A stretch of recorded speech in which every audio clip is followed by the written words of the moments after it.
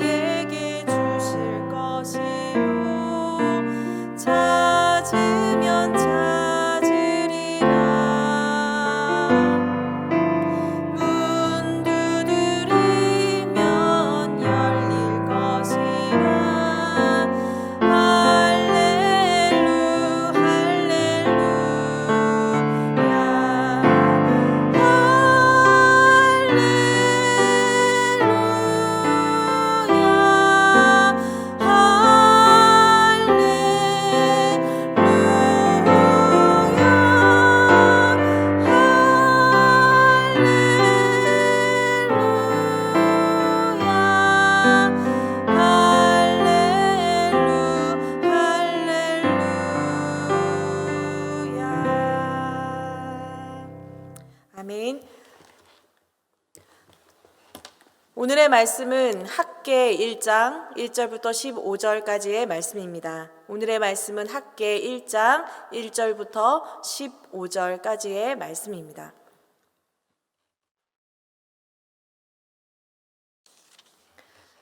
스크린 보시면서 함께 말씀을 함께 읽도록 하겠습니다. 다리오 왕 제2년 여섯째 달 곧 그 달 초하루에 여호와의 말씀이 선지자 학개로 말미암아 스알디엘의 아들 유다 총독 스룹바벨과 여호사닥의 아들 대제사장 여호수아에게 임하니라. 이르시되 만군의 여호와가 이같이 말하여 이르노라. 이 백성이 말하기를 여호와의 전을 건축할 시기가 이르지 아니하였다 하느니라. 여호와의 말씀이 선지자 학개에게 임하여 이르시되 이 성전이 황폐하였거늘 너희가 이때에 판벽한 집에 거주하는 것이 옳으냐. 그러므로 이제 만군의 여호와가 이같이 말하노니 너희는 너희의 행위를 살필지니라. 너희가 많이 뿌릴지라도 수확이 적으며 먹을지라도 배부르지 못하며 마실지라도 흡족하지 못하며 입어도 따뜻하지 못하며 일꾼이 삭슬 받아도 그것을 구멍 뚫어진 전대에 넣음이 되느니라. 만군의 여호와가 말하노니 너희는 자기의 행위를 살필지니라. 너희는 산에 올라가서 나무를 가져다가 성전을 건축하라. 그리하면 내가 그것으로 말미암아 기뻐하고 또 영광을 얻으리라. 여호와가 말하였느니라. 너희가 많은 것을 팔았으나 도리어 적었고 너희가 그것을 집으로 가져갔으나 내가 불어버렸느니라. 만군의 여호와가 말하노나 이것이 무슨 까닭이냐? 내 집은 황폐하였으되 너희는 각각 자기의 집을 짓기 위하여 빨랐음이라. 그러므로 너희로 말미암아 하늘은 이슬을 그쳤고 땅은 산물을 그쳤으며 내가 이 땅과 산과 곡물과 새 포도주와 기름과 땅의 모든 소산과 사람과 가축과 손으로 수고하는 모든 일에 한재를 들게 하였느니라. 스알디엘의 아들 수르바벨과 여호사닥의 아들 대제사장 여호수아와 남은 모든 백성이 그들의 하나님 여호와의 목소리와 선지자 학개의 말을 들었으니 이는 그들의 하나님 여호와께서 그를 보내셨음이라. 백성이 다 여호와를 경외하매 그때 여호와의 사자 학개가 여호와의 위임을 받아 백성에게 말하여 이르되 여호와가 말하노니 내가 너희와 함께 하노라 하니라. 여호와께서 스알디엘의 아들 유다 총독 스룹바벨의 마음과 여호사닥의 아들 대제사장 여호수아의 마음과 남은 모든 백성의 마음을 감동시키심에 그들이 와서 만군의 여호와 그들의 하나님 전 공사를 하였으니 그때는 다리오 왕 제2년 여섯째 달 24일이었더라. 아멘. 네, 이렇게 영상으로 여러분과 함께 새벽에 하나님의 귀한 말씀을 함께 나누게 된 것에 대해서 감사합니다. 오늘도 어디에 계시던지 주님의 말씀이 여러분의 삶과 함께 하시기를 기도합니다. 데살로니가전서 5장 16절에서 18절의 말씀을 보면 바울은 우리를 향한 하나님의 뜻에 대하여 세 가지를 이야기하고 있습니다. 여러분이 아주 잘 아시는 말씀이기도 한데요. 그것은 바로 항상 기뻐하라, 쉬지 말고 기도하라, 범사에 감사하리라 라는 말씀입니다.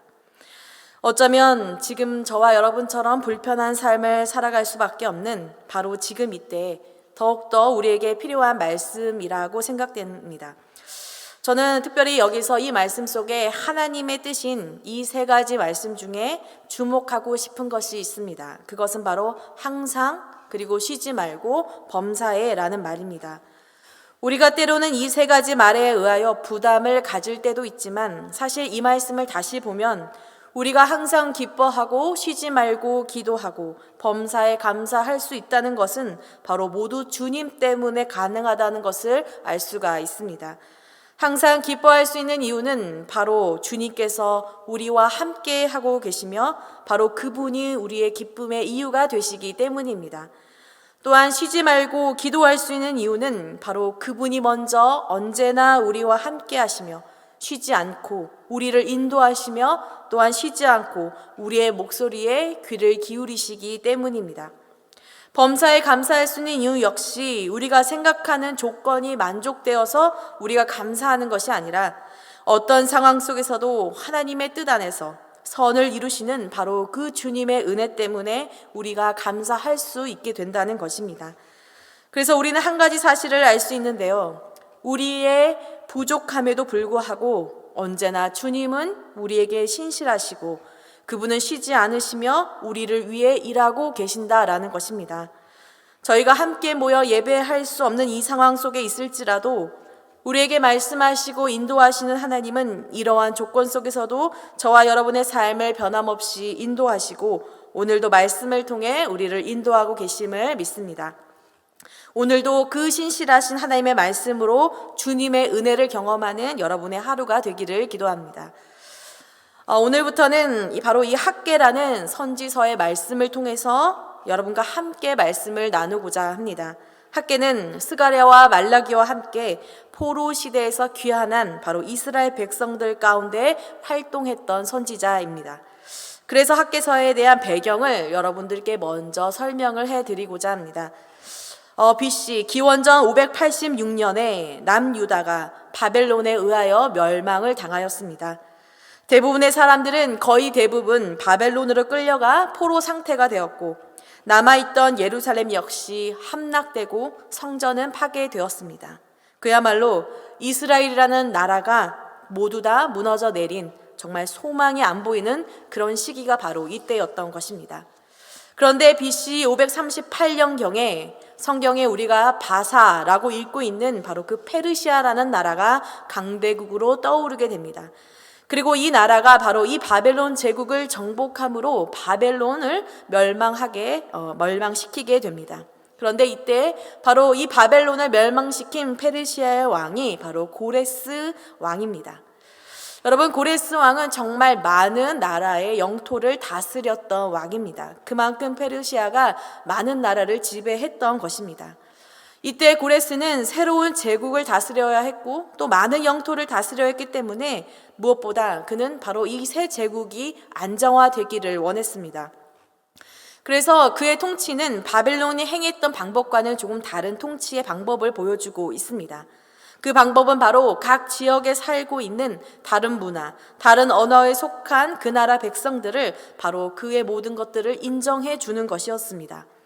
그래서 포로로 잡혀있던 유다인들 역시 고레스의 칙령으로 인해 다시 이스라엘로 돌아갈 수 있는 명령을 받게 되었던 것입니다. 또한 그뿐만이 아니라 그들이 다시 돌아가서 예루살렘을 다시 세우고 무엇보다 성전을 다시 세울 수 있는 허가를 받게 됩니다. 여러분, 한 나라가 다시 일어날 수 있게 된 이러한 사건, 정말로 가능하지 않을 것 같은 바로 이 사건이 고레스에 의하여 이루어진 것입니다. 그러나 여러분, 성경을 자세히 보시면 바로 이 고레스의 왕의 마음을 움직인 것은 바로 하나님의 역사임을 알 수 있습니다. 바로 하나님께서 이스라엘을 다시 회복시키고자 했던 것입니다. 그래서 성경을 보면 고레스의 칙령 이후 1년 뒤에 스룹바벨을 중심으로 약 4,000명의 유대인들이 1차로 귀환을 하게 되고 그 다음 해에 무너진 성전을 재건하는 즉 제2의 예루살렘 성전이 재건되게 됩니다. 우리는 흔히 이것을 예루살렘 성전이라고 부르지만 이때 지어진 바로 그 두 번째 성전은 지도자의 이름, 바로 스룹바벨의 이름을 따서 스룹바벨 성전이라고 부르기도 합니다. 사람들은 하루아침에 자신들의 나라를 얻었고 특별히 신앙의 자유를 얻었고 무엇보다 마음껏 예배할 수 있는 성전, 즉 하나님이 임재하시는 그 성전을 다시 지을 수 있다는 사실로 인해서 너무나도 들뜨고 감격하고 기뻐했을 것입니다. 그런데 여러분, 언제나 모든 일에는 방해가 따르기 마련인 것 같습니다. 이전에 팔레스타인에 남아있던 백성들, 즉 북이스라엘과 아수르의 혼혈인들, 사마리아 사람이었던 그들이 바로 이들의 성전 공사가 진행되는 것을 방해하기 시작했던 것입니다. 여러분, 그들만이 아닙니다. 주변의 다른 민족들 역시 이스라엘에 행하고자 했던 이 일들을 방해하기 시작했습니다. 사실 오랫동안 다른 지역에 살다가 자신의 고향으로 돌아온 것만으로도 너무나도 준비할 것이 많고 너무나도 일으켜 세울 것이 많은 그러한 상태에 있을 텐데 그것만으로도 너무나도 힘든 삶을 살아야 하는데 이렇게 주변에서 방해를 해야 하니 이스라엘 백성들이 가졌던 바로 그 처음 열정과 그 시기가 방해로 인해 점차 식어져 버리는 그런 위기의 순간들이 찾아온 것입니다. 여러분, 우리도 마찬가지입니다. 무언가를 열정적으로 시작하기 위해서 다 함께 마음을 모으고 기도하고 나아가더라도 그 일이 더뎌지고 끊임없는 문제가 계속해서 생기게 되면 사람들은 서서히 지쳐가기가 쉽습니다. 이렇게 하나님의 일에도 끊임없는 방해와 어려움이 가득하게 된 것입니다. 무엇보다 성전 건축을 방해하는 이들은 바로 고레스 왕 다음으로 세워진 그 왕에게 이렇게 말합니다. 이들이 성전을 건축하게 되면 더 이상 당신의 명령도 따르지 않을 것이고 당신에게 세금도 내지 않을 것이다. 그들 스스로 더욱더 커지고 당신의 권력 밖으로 벗어날 것이다 라고 말입니다. 그래서 그 말을 듣던 그 다음 왕은 결국 그들에게 주어지는 원조를 모두 끊어내고 공사를 중단시키는 일이 발생하게 됐습니다. 그리고 그렇게 중단된 공사가 바로 16년이란 세월이 흐르게 된 것입니다. 여러분, 오늘 학계는 바로 그 16년의 시간이 흐른 바로 그 시점에 바로 등장하고 있는 선지자입니다.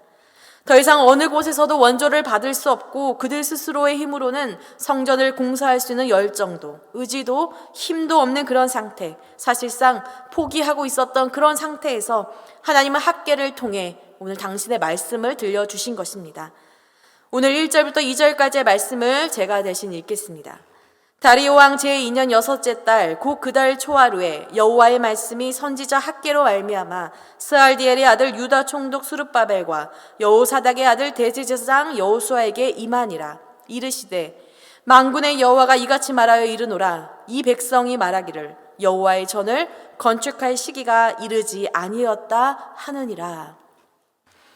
여기서 여러분 다리오 왕은 페르시아 왕을 가리킵니다.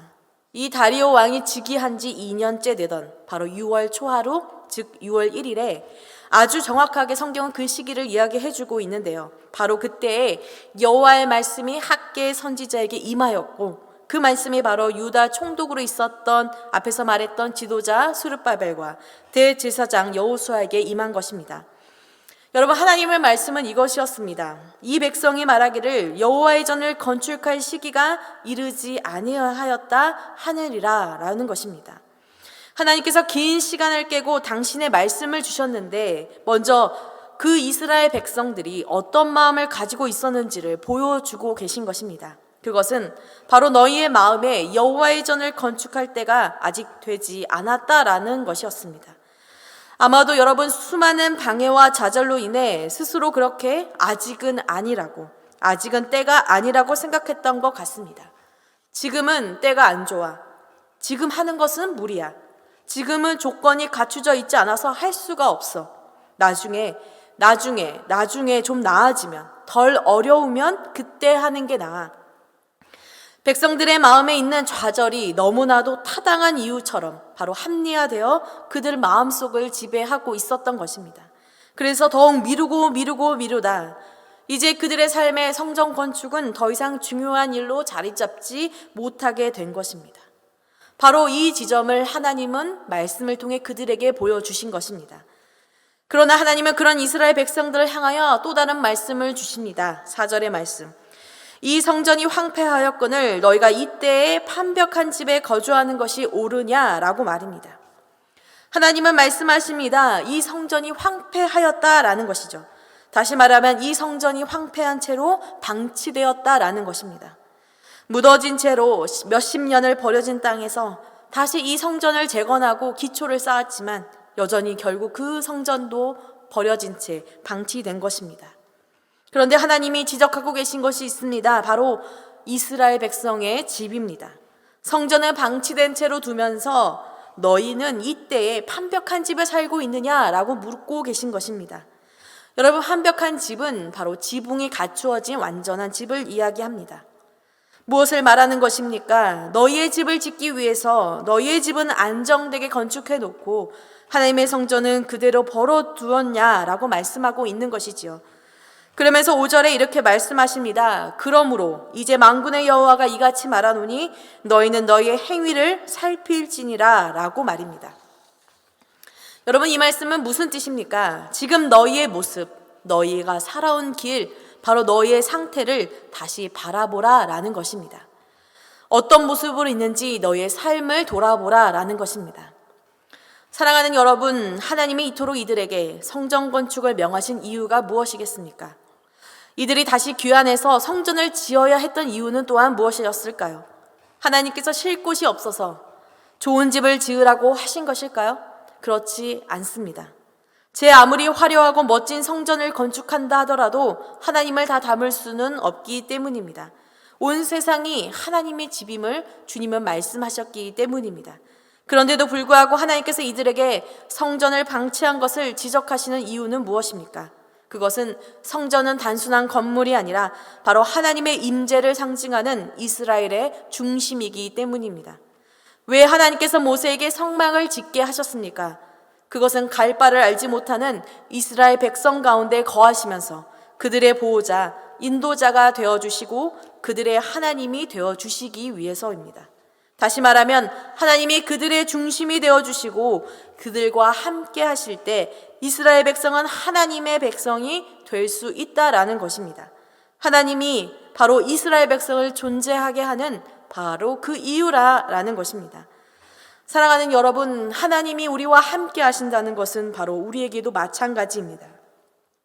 하나님 중심의 삶, 하나님이 우리의 삶에 친밀하게 개입하셔서 우리와 동행하시는 바로 그러한 삶이 우리 가운데 없다면 우리 역시 하나님의 백성으로서의 정체성을 잃어버리는 것과 마찬가지이기 때문입니다. 하나님만이 저와 여러분을 바로 우리답게 만드시며 하나님만이 우리로 하여금 우리가 어떻게 살아가야 하는지를 인도하시는 유일한 분이시기 때문입니다. 따라서 하나님은 오늘도 우리에게 동일하게 말씀하십니다. 너희의 행위를 살필지니라 라고 말입니다. 지금 우리의 삶을 돌아보라는 것입니다. 내 중심은 바로 무엇인가? 내 안에 방치된 하나님의 뜻과 계획과 꿈은 없는가? 나는 내 삶을 건축하고 살피느라 나를 향한 하나님의 뜻을 때가 아니라 라고 미뤄두고 있는 것은 아닌가라는 말입니다. 이스라엘 백성들이 스스로 갖추어진 완성된 집에 살고 있지만 겉으로는 그들이 그럴듯하게 살고 있는 것처럼 보일지는 몰라도 하나님 없는 그들의 삶은 여전히 곤고하고 여전히 채워지지 않는 생명 없는 삶이었음을 오늘 주님은 말씀에 밝히고 계십니다. 6절의 말씀을 보십시오. 너희가 많이 뿌릴지라도 수확이 적으며 먹을지라도 배부르지 못하며 마실지라도 흡족하지 못하며 입어도 따뜻하지 못하며 일꾼이 삭슬 받아도 그것을 구멍 뚫어진 전대에 넣음이 되느니라. 하나님이 보시는 하나님 없는 이스라엘 백성의 삶은 수없이 노력하나 열매는 적었고 먹어도 채워지지 않고 목마르며 만족이 없는 그런 모습이었습니다. 열심히 일하여 돈을 모으지만 채워도 저장되어지는 것이 아니라 손가락 사이로 다 빠져나가는 그러한 삶이 바로 지금 이스라엘 백성들의 삶이었던 것입니다. 저는 이 모습이 마치 이전의 말씀이었던 베드로와 제자들이 밤새 수고하여도 물고기를 잡지 못했던 바로 그 모습과 같다고 느껴집니다. 실패와 좌절과 무기력한 마음을 가지고 하나님의 일을 내려놓고 스스로 살아보겠다고 밤새 노력하다 아무것도 건지지 못했던 그 제자들의 모습이 바로 이와 같음을 느낍니다.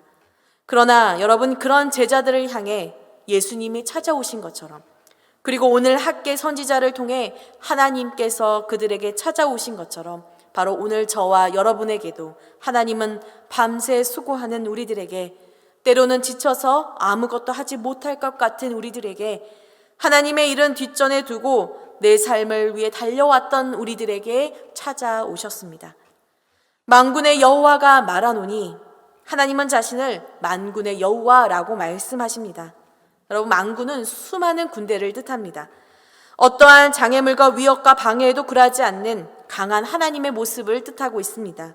그런데 그 하나님이 누구의 하나님입니까? 바로 이스라엘의 하나님, 그리고 저와 여러분의 하나님이십니다. 우리는 쓰러질 수 있으나 만군의 하나님은 모든 것을 이기시고 모든 장애물을 뛰어넘으실 뿐만이 아니라 무너뜨리시는 분임을 보여주고 계신 것입니다.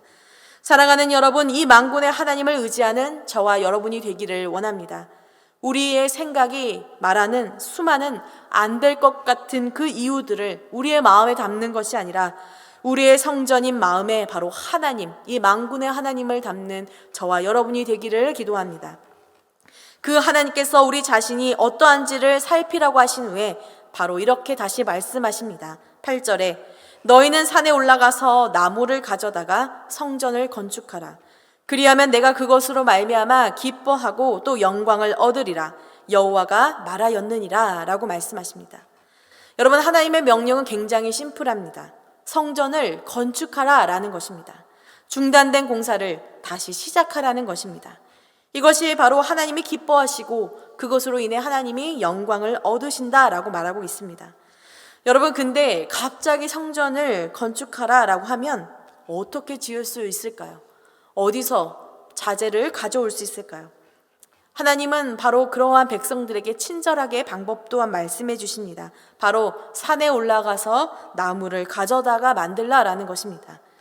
여러분, 여기서 산은 어떤 한 산을 가리키는 것이 아닙니다. 원문을 보면 바로 그 산이라고 말하고 있습니다.